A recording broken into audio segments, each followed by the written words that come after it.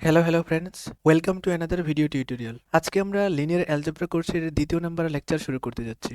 আর আজকে আমরা যেই টপিকটা নিয়ে আলোচনা করব সেটা হচ্ছে ম্যাট্রিক্সের টাইপস। এখানে প্রায় 22 প্রকারের টাইপস নিয়ে আমরা আলোচনা করব, এর বেশিও থাকতে পারে, তবে আমরা এই 22 প্রকারের টাইপস নিয়ে আলোচনা করব। প্রথমে আমরা যেই টাইপস নিয়ে আলোচনা করব সেটা হচ্ছে রো ম্যাট্রিক্স। রো ম্যাট্রিক্স হচ্ছে কোনো একটা ম্যাট্রিক্সের যখন হচ্ছে একটাই মাত্র সারি থাকে সেটাকে আমরা কি বলতে পারি? Row matrix. যেমন এই ম্যাট্রিক্সের হচ্ছে একটাই মাত্র রো আছে, তাহলে এটাকে আমরা কি বলতে পারি? এটা হচ্ছে একটা রো ম্যাট্রিক্স। আমরা এই রো ম্যাট্রিক্সের হচ্ছে ফর্মকে আমরা হচ্ছে 1 ক্রস n লিখতে পারি। 1 হচ্ছে রো এর নাম্বার আর n হচ্ছে কলামের নাম্বার। আমরা কিন্তু ডাইমেনশন থেকে পড়ে আসছিলাম, ডাইমেনশনের সূত্র হচ্ছে রো ইনটু কলাম। এটা হচ্ছে রো, এটা হচ্ছে কলাম। তাহলে কোন একটা ম্যাট্রিক্সের যখন হচ্ছে একটাই মাত্র রো থাকবে আর কলাম হচ্ছে এক বা তার অধিক থাকতে পারে, এখানে n এর মান হচ্ছে 1 2 3 4 5 ডট ডট ডট। এখন আমরা আলোচনা করব হচ্ছে কলাম ম্যাট্রিক্স। কলাম ম্যাট্রিক্স আসলে জিনিসটা কি? কলাম ম্যাট্রিক্স হচ্ছে কোনো একটা ম্যাট্রিক্সের যখন একটাই মাত্র কলাম থাকবে সেটাকে আমরা কি বলতে পারি? Column matrix. তো কলাম ম্যাট্রিক্সের সাইজ তাহলে কি? কলাম ম্যাট্রিক্সের সাইজ হচ্ছে n ক্রস 1। n হচ্ছে এখানে রো এর সংখ্যা আর 1 হচ্ছে কলামের সংখ্যা। কলাম ম্যাট্রিক্সের কারণ হচ্ছে একটাই মাত্র কলাম থাকবে, রো এর মান হচ্ছে 1 বা তার অধিকও থাকতে পারে। Square matrix. স্কোয়ার ম্যাট্রিক্স আসলে জিনিসটা কি? স্কোয়ার ম্যাট্রিক্স হচ্ছে কোনো একটা ম্যাট্রিক্সের যখন হচ্ছে রো আর হচ্ছে কলাম সংখ্যা সমান থাকে সেটাকে আমরা বলতে পারি হচ্ছে স্কোয়ার ম্যাট্রিক্স। রো আর কলাম হচ্ছে ইকুয়াল, তাহলে আমরা বলতে পারি কি? Square matrix. যেমন এই একটা ম্যাট্রিক্স, এই ম্যাট্রিক্সের হচ্ছে রো আছে কয়টা? একটা দুইটা, রো দুইটা আর কলাম হচ্ছে 1 2। এই ম্যাট্রিক্সটা হচ্ছে 2 ক্রস 2 ম্যাট্রিক্স।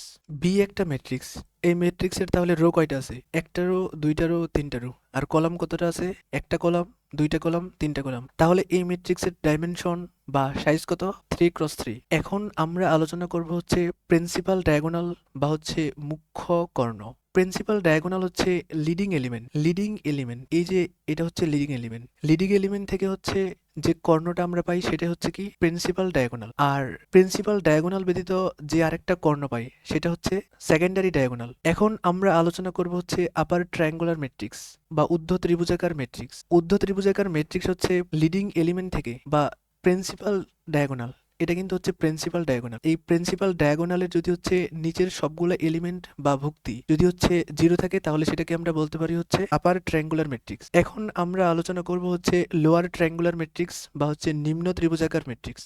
নিম্ন ত্রিভুজাকার ম্যাট্রিক্স হচ্ছে প্রিন্সিপাল ডায়াগোনাল থেকে, এই যে প্রিন্সিপাল ডায়াগোনাল, এই প্রিন্সিপাল ডায়াগোনালের যদি হচ্ছে উপরের সবগুলা এলিমেন্টও যদি হচ্ছে শূন্য থাকে তাহলে আমরা সেটাকে বলতে পারি লোয়ার ট্রায়াঙ্গুলার ম্যাট্রিক্স। এখন আমরা হচ্ছে আলোচনা করব হচ্ছে ডায়াগোনাল ম্যাট্রিক্স। আমরা কিন্তু গত লেকচারে পড়ে আসছিলাম ডায়াগোনাল এলিমেন্ট। ডায়াগোনাল এলিমেন্ট আর হচ্ছে ডায়াগোনাল ম্যাট্রিক্স কিন্তু সেম না।